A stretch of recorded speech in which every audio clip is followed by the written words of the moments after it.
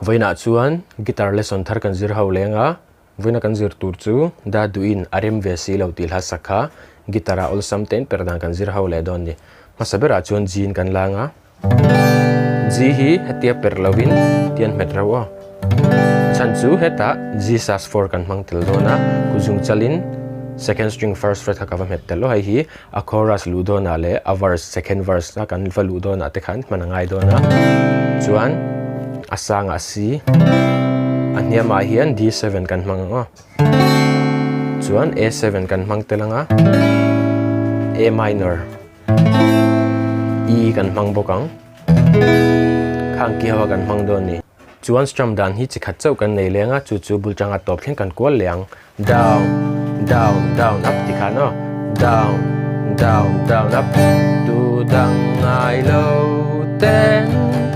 nang mangai vang ya ti kha kan strum don ni chuan a hla hi karon sa chuak lenga a uluk doi longai thlale don ni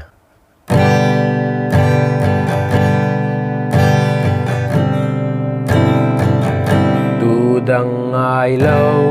ten nang mangai vang ya kum tuang rin nom na kalau vong tree na ma se lung vi o do na sei tho ne kan lo sam lua e ka phu lul lo se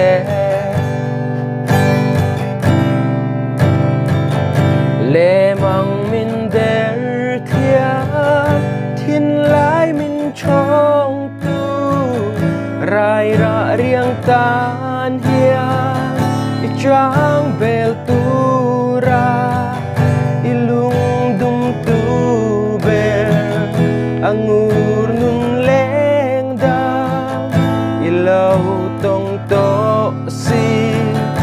arem ve si lâu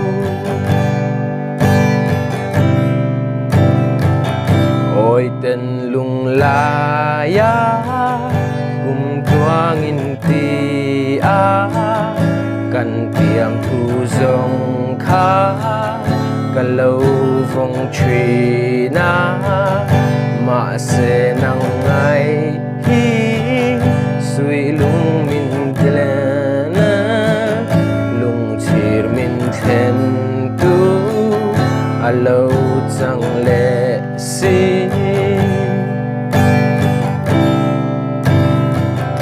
le mang min der thia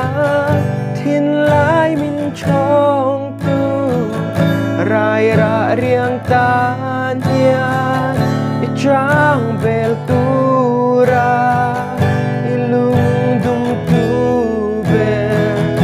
angur nun leng da ilau tong to si arem ve si lâu